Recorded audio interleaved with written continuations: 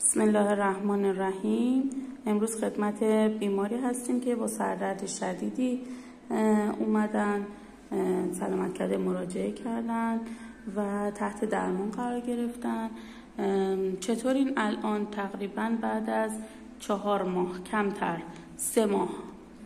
مشکلاتتون چی بود؟ بفرمایید.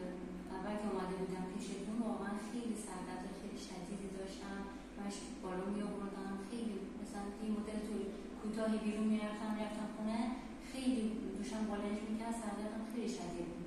تا این مدت کوتاهی که اومدم پیشتون واقعا خیلی بهتر شدم، اصلا تاثیرش واقعا دیدم، خیلی بهتر شدم.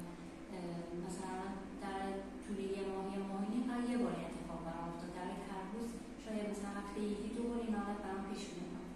درست. از نظر آرامش ذهنی چطورین؟ خب همین سردردم که بهتر شد مطمئنا خیلی تاثیر داشت. یادم اون موقع نفخ هم زیاد داشتین، مشکلات معده و گوارشتون هم خوب شد دیگه.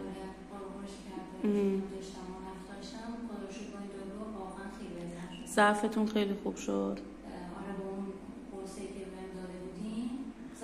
درست. الان داروهاتون خیلی کم شد دیگه، تقریبا ما همه رو تقریبا به اندازه یکی. بله.